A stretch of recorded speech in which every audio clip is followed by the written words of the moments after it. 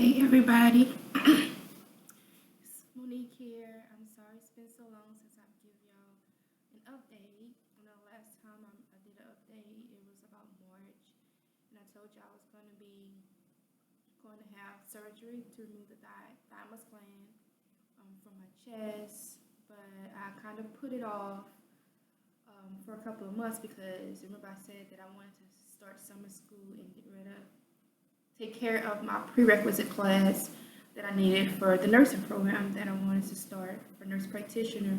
So I put off the surgery against my doctor's wishes. So this let me finish summer school and then we could schedule it. So I started summer school in June. That's why I've been MIA for so long. And I mean, I started off doing pretty good, managing on campus. I had my umbrella to kind of keep the heat off of me, the direct sun on my skin. Just bottles of ice cold water took with me to school every day. But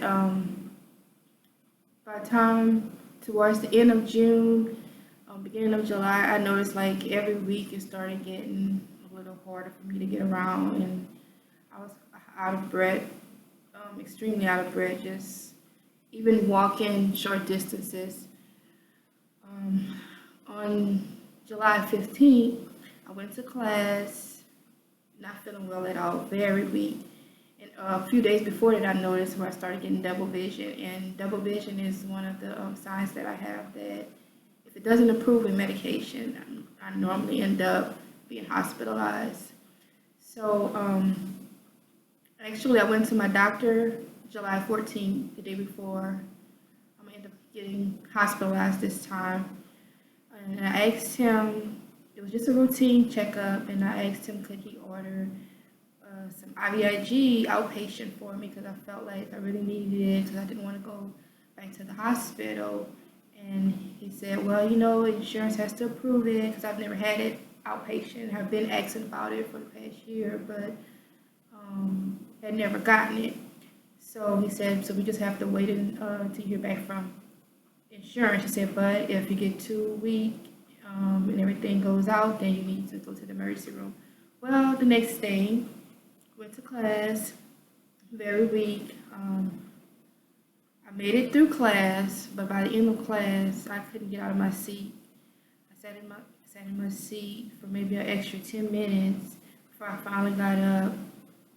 And my teacher noticed something was wrong with me. He even assisted me out of the chair, and he was like, say a prayer for you, hope you feel better. Well, I didn't make it far after that, and he had another class right behind me, right behind the class I just left. So I went down the hallway, and I forgot to say the class is in the basement. So not only was I out in the heat, I was climbing stairs on a regular basis, which is something that aggravates the myasthenia. But I was just so determined that I wanted to finish this course.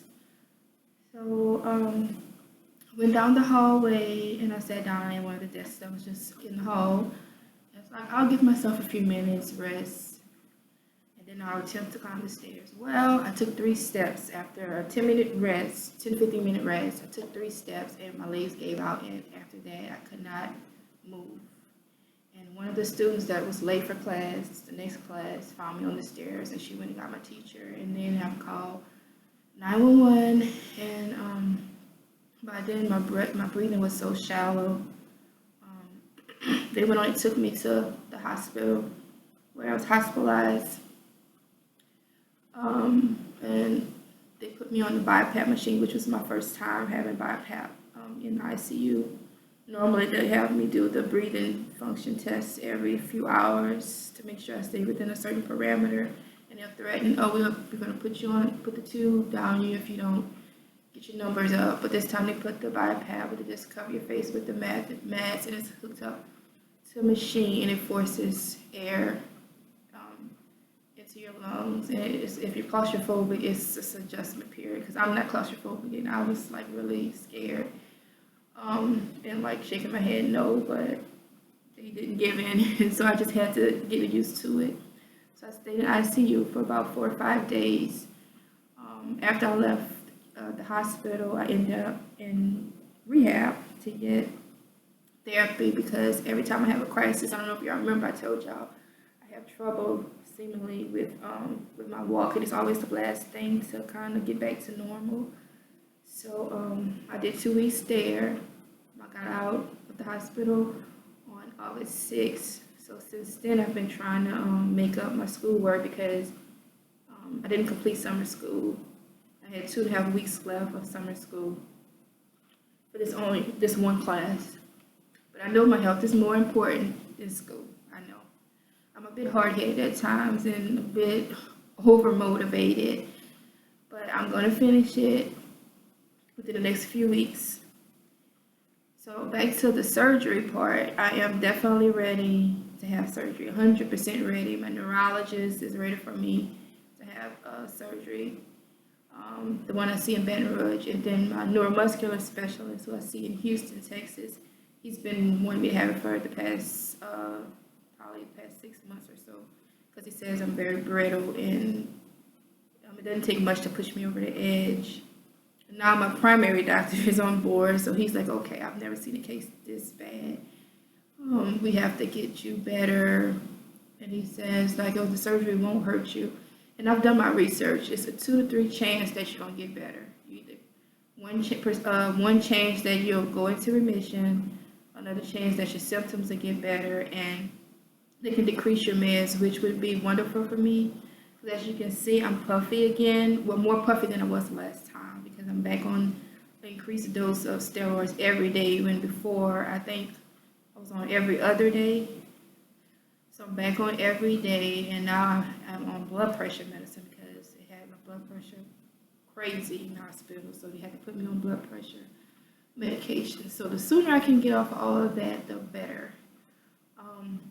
Actually, I'll leave day after tomorrow to go to Houston. I'll be out there for about 5 days. I'm going to see my neuromuscular specialist. He's going to do a workup on me. Then I'm going to be seeing the surgeon to do the removal. He's going to evaluate me to see, I'm assuming, which procedure he's going to use, because there's 3 different types of procedures that they can do to remove the remove the thymus gland.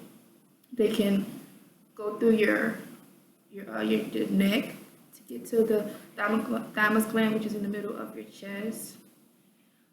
They can also do like with open heart surgery patients, which is like something that I am completely not interested in because it's a long recovery, and I don't want the scar. It may sound superficial, but that's just me.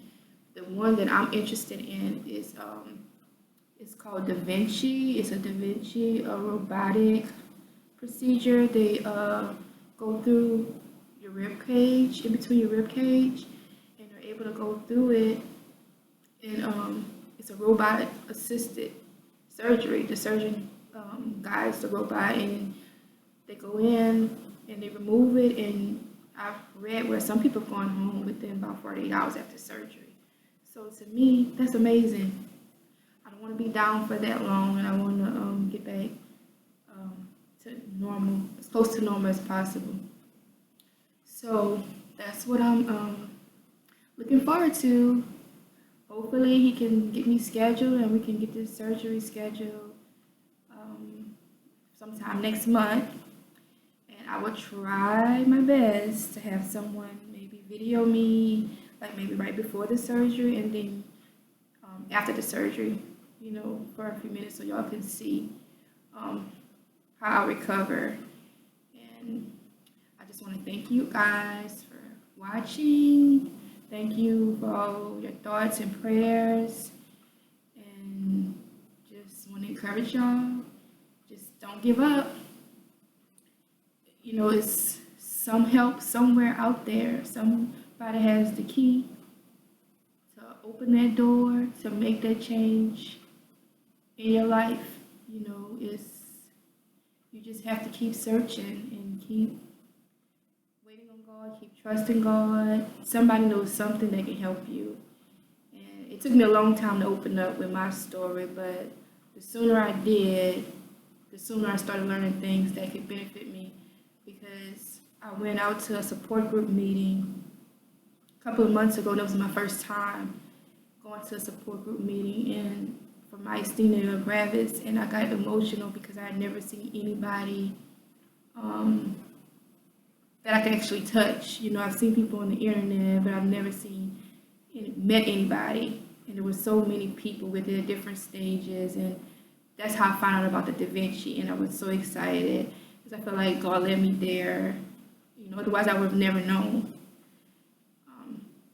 So thank you guys for watching, and just remember, never give up, and don't forget to live on purpose. Bye. Thanks.